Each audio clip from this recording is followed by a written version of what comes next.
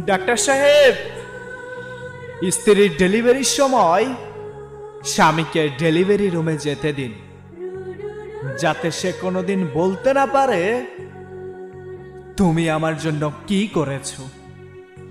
যখন সে স্ত্রীর প্রসব বেদনার যন্ত্রণাটা দেখতে পারবে,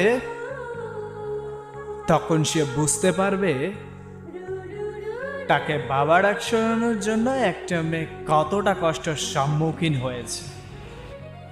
যে স্ত্রী মৃত্যুর সাথে লড়াই করে তোমাকে বাবা ডাক শোনানোর জন্য এতটা কষ্ট সহ্য করে, তখন সেই স্ত্রীকে বুকে আগলে রেখে সারা জীবন ভালোবাসবে।